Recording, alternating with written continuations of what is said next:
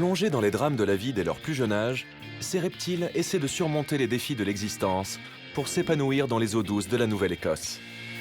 Les marais de l'Est sauvage sont un refuge pour la forêt vierge et les animaux qui en dépendent, au cœur de la deuxième plus grande réserve de biosphère du Canada. Sur les côtes accidentées de la rive Est du Canada, un écosystème aussi riche que délicat prospère aux confins du continent. Bienvenue dans l'Est sauvage.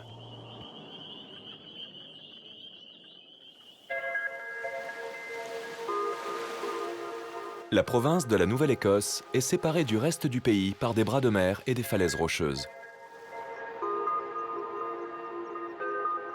Bien qu'elle soit entourée par l'océan, la Nouvelle-Écosse ne manque pas d'eau douce.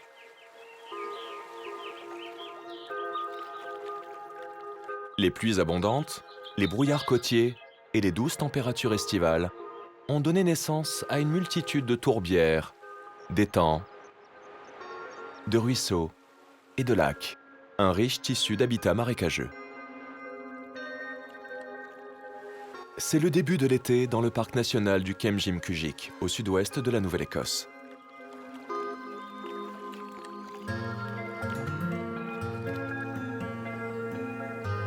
Fondée en 1968, c'est la seconde réserve de biosphère du pays.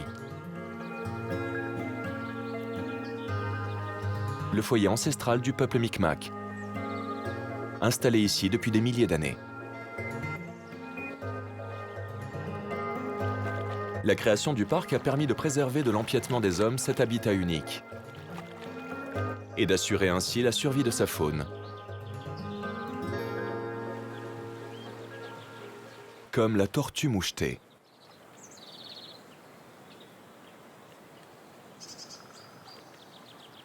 Les tortues mouchetées sont l'une des espèces les plus rares de Nouvelle-Écosse. Il en reste à peine 500 à l'état sauvage. Cette population a sans doute migré dans la région au cours du réchauffement qui a suivi la dernière glaciation, il y a environ 5000 ans. Les tortues mouchetées vivent pour la plupart autour des grands lacs, avec quelques rares colonies sur la côte et en Nouvelle-Écosse.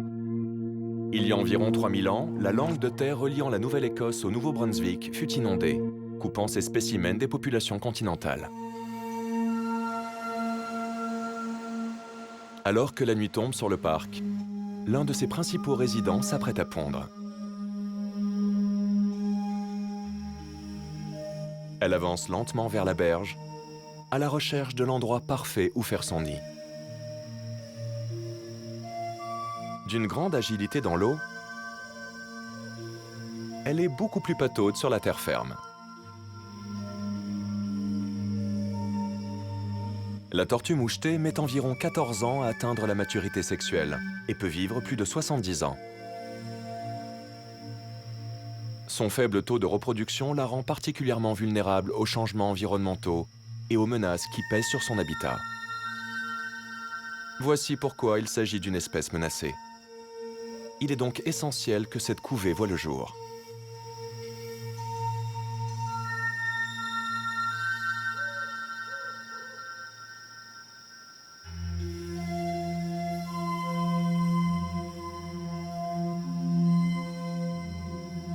Étonnamment, les tortues mouchetées ne semblent pas vieillir une fois adultes.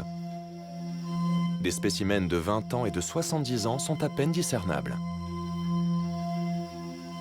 Pour survivre aux rigueurs de l'hiver, elles hibernent sous l'eau entre la mi-novembre et début avril. Elles pondent au début de l'été, dans la relative sécurité de l'obscurité. Première étape, trouver le nid adéquat dans lequel elle déposera entre 6 et 20 œufs.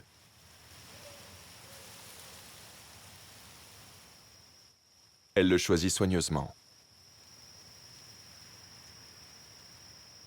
Guidée par l'instinct, elle cherche un endroit offrant la parfaite combinaison sol, chaleur, humidité. La température déterminera le sexe des petits.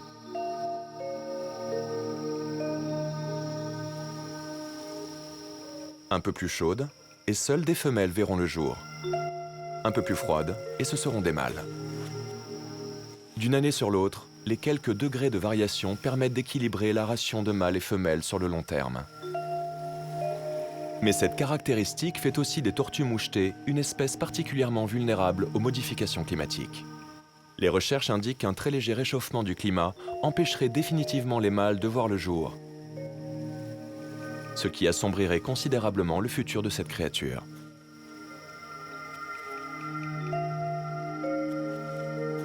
Une fois qu'elle a choisi le bon endroit, elle creuse la terre à l'aide de ses pattes arrière.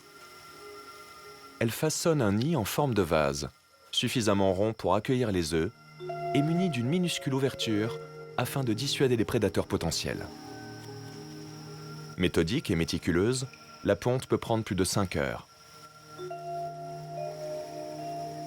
Les œufs de la tortue mouchetée sont moitié moins grands que ceux d'une poule.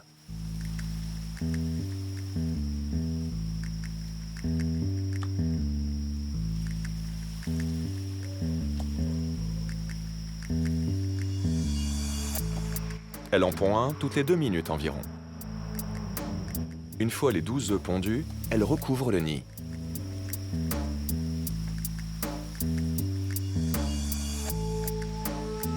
Et seule cette mince couche de sable protégera la prochaine génération de tortues.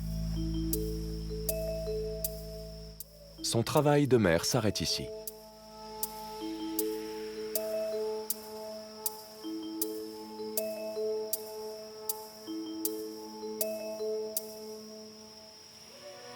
Elle se réfugie dans l'étang, rejoignant l'écosystème aquatique qui est le sien.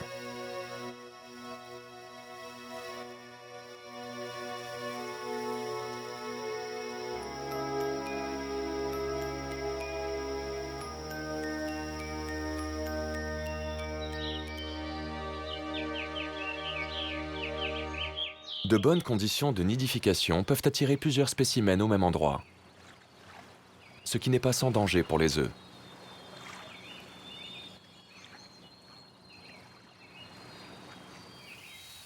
Cette nourriture riche en protéines est particulièrement appréciée des prédateurs des marais.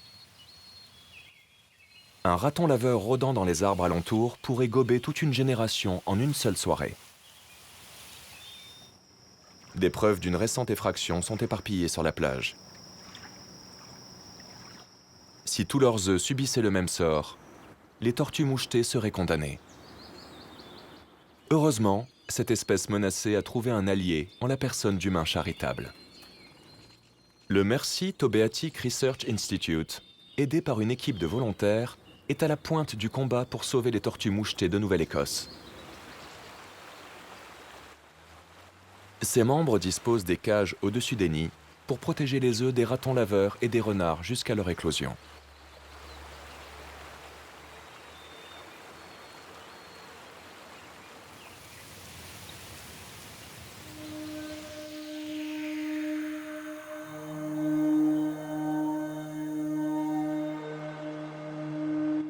Ce sanctuaire marécageux ne sert pas seulement à protéger les espèces menacées. À une échelle beaucoup plus large, il remplit une autre fonction essentielle.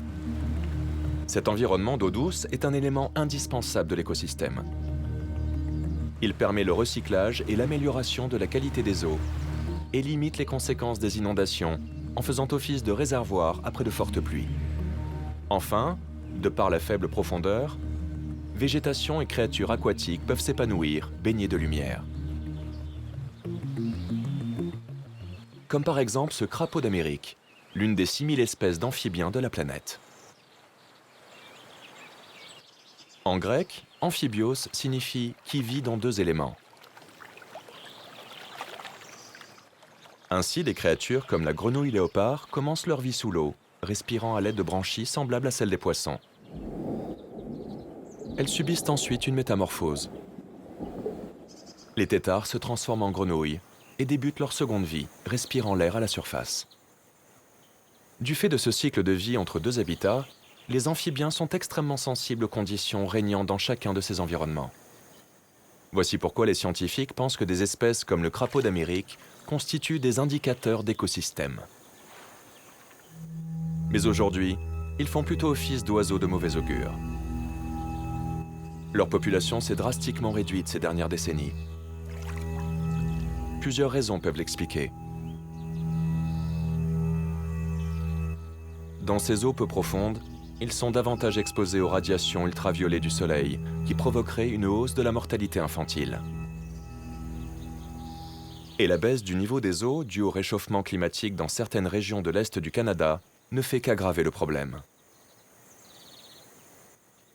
Les amphibiens sont aussi victimes de la destruction de leur habitat et de la pollution. Si bien que le taux d'extinction de ces espèces est 10 fois plus élevé que la normale, avec des conséquences sur l'ensemble de la chaîne alimentaire des marais.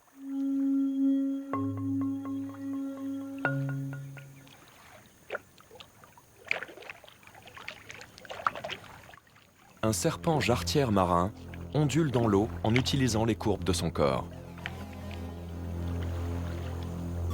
C'est le principal prédateur des amphibiens de Nouvelle-Écosse. Pour localiser sa victime, le serpent repère les substances chimiques dans l'air à l'aide de sa langue, dont il insère ensuite la fourche dans une organe sensoriel situé sur son palais, appelé organe de Jacobson. Ce procédé lui permet de humer l'odeur de sa proie dans l'air.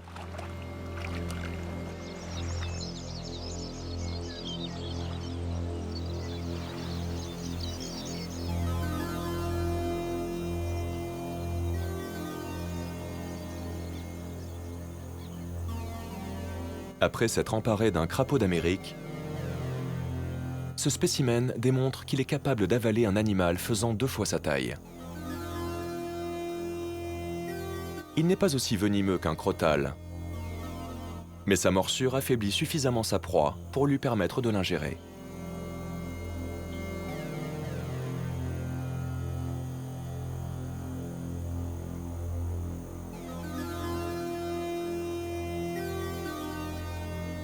La salive lubrifie le crapaud, alors que le serpent détend les muscles stomacaux le long de son thorax pour absorber son repas.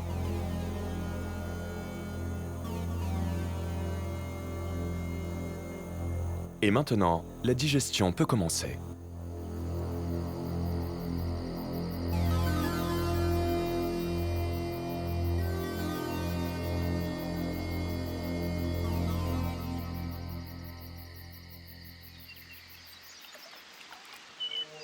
Une tortue mouchetée est également en chasse.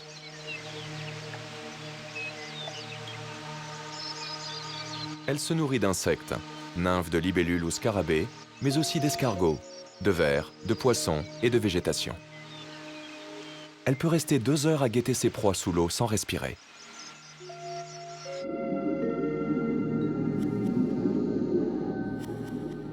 Les minuscules poissons tentent de lui échapper en avançant en formation serrée.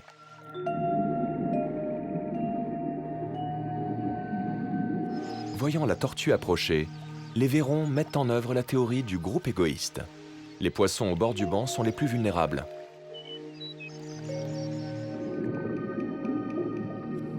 Alors, sous la menace d'un prédateur, les vairons se battent pour se mettre à l'abri au centre du groupe.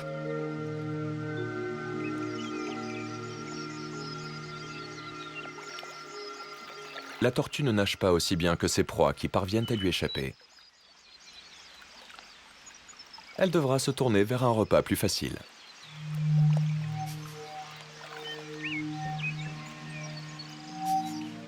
Serpents, poissons, grenouilles et crapauds, tous coexistent à l'abri des eaux du parc national de Kemjim-Kujik. Ce sanctuaire offre un avenir aux marais et à ses habitants. Mais il est impossible de parer à toutes les menaces. Les tortues mouchetées ne migrent pas. En revanche, certaines femelles peuvent parcourir de grandes distances pour trouver un lieu de ponte à leur convenance. Elles quittent la protection de l'étang pour se retrouver de plein pied dans le monde moderne. Et cela ne va pas sans risque.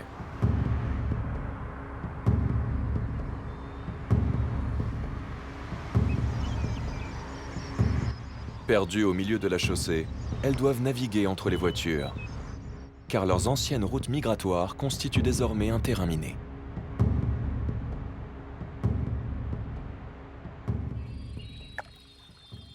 Début septembre, alors que le climat se rafraîchit peu à peu, une nouvelle vie commence à s'agiter sur les berges des lacs du parc national de Kemjimkujik.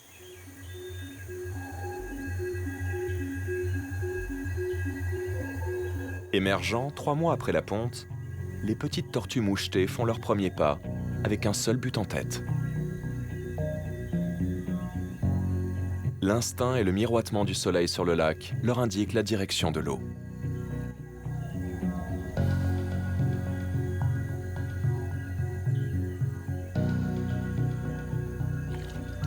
Elles ne font que quelques grammes et leur carapace est encore molle.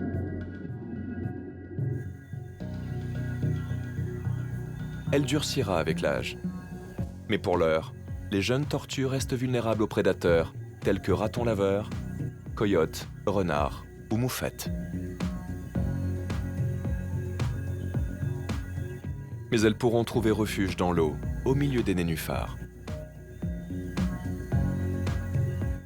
Les unes après les autres, les petites tortues sortent de terre pour découvrir leur nouvel univers. Elles mettront près de 20 ans à devenir adultes. Et seules 4% d'entre elles y parviendront. Mais alors, leur taux de survie passera à 98% du fait de leur taille et de leur formidable carapace. Cependant, elles ne cesseront jamais d'être ces créatures timides, se cachant sous l'eau ou se recroquevillant dans leur carapace au premier signe de danger. Malgré tout, les tortues mouchetées ont besoin d'aide. Heureusement, elles ne manquent pas d'alliés. En 1990, la province de Nouvelle-Écosse leur a accordé un statut protégé. Depuis, ces reptiles sont devenus la mascotte de la préservation des marais. Les tortues sont taillées pour ce rôle. La forme de leur bouche donne l'impression qu'elles sourient.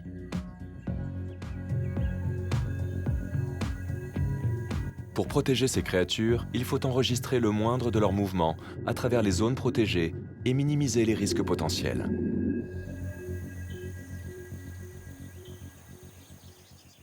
À l'aide d'un émetteur radio, une équipe de volontaires suit à la trace les tortues marquées. Une fois qu'ils auront déterminé leur lieu de ponte, ils pourront estimer le taux de survie de la couvée de l'année précédente. Chaque nouveau-né est pesé, mesuré et marqué à l'aide d'encoches sur sa carapace afin de pouvoir être identifié dans le futur. Cette petite entaille leur donne une identité pour la vie. Comme les tortues ont commencé à être marquées il y a plus de 50 ans, certaines de ces pionnières sont toujours en vie aujourd'hui et s'ébattent dans ces mêmes eaux.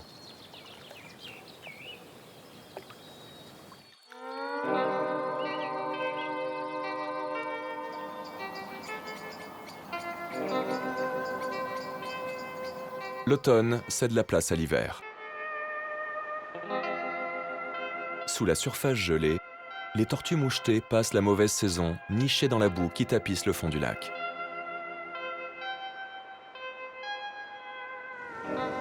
Elles y restent bien au chaud grâce à la chaleur produite par les multiples couches de terreau et de sédiments.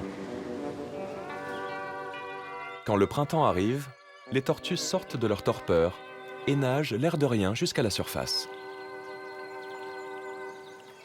Avec le retour de la belle saison, le sol dégèle et le marécage revient à la vie. C'est le temps des amours pour ces tortues peintes de l'Est. Elles paraissent au soleil afin de réchauffer leur corps à sang froid. Présentes partout en Amérique du Nord, ce sont les tortues les plus abondantes du continent. L'accouplement a lieu dès qu'elles sortent de leur hibernation.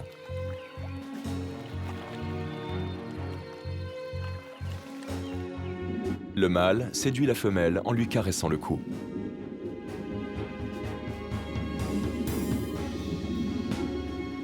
Ensuite, la femelle plonge vers le fond où le mâle la suit. L'accouplement peut commencer. Une fois l'affaire consommée, la femelle en livrera les fruits quand elle jugera le moment opportun.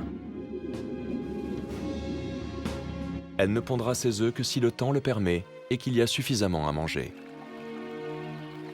En effet, elle peut retarder la fertilisation en stockant le sperme dans son corps jusqu'à ce que les conditions soient idéales. Sinon, elle peut le conserver pendant 3 ans.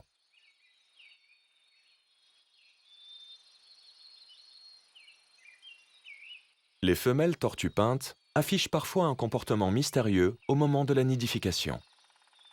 Il leur arrive de creuser plusieurs nids, sans y pondre un seul œuf. Sentant peut-être que l'humidité, la chaleur, la texture ou l'odeur ne conviennent pas, elle abandonne derrière elle ce faux nid, qui peut également agir comme un leurre destiné à distraire les prédateurs. Alors que la perte de leur habitat et les accidents de la route ont décimé les autres populations de tortues, la capacité de cette espèce à s'adapter aux environnements modifiés par l'homme lui permet de prospérer. Elle bénéficie par ailleurs d'un taux de reproduction plus élevé que la plupart des autres espèces, atteignant la maturité sexuelle dès l'âge de 5 ans, ce qui permet aux populations de se reconstituer plus rapidement.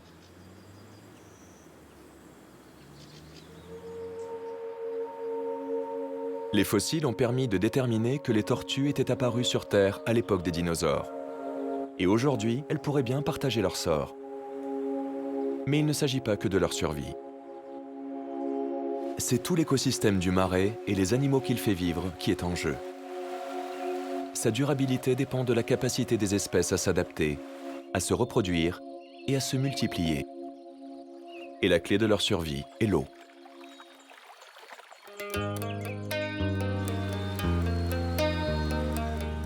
Les marais jouent un rôle crucial dans le maintien d'un écosystème sain et naturel. Ils filtrent les eaux et préservent l'équilibre de l'environnement à travers un cycle continu de pluie et d'évaporation. Ils nous protègent aussi des effets du réchauffement climatique en absorbant le carbone et en réduisant les gaz à effet de serre. Les marais protègent aussi la vie à la base de la chaîne alimentaire. Même si les progrès semblent avancer à pas de tortue, certaines avancées significatives ont eu lieu. Les marais et leurs créatures sont protégés partout sur la planète, dans des endroits comme le parc national de Kemjimkujik. Préserver cet habitat vital permettra à tous les animaux des marais de nager dans le bonheur. Tous ensemble, dans l'Est sauvage.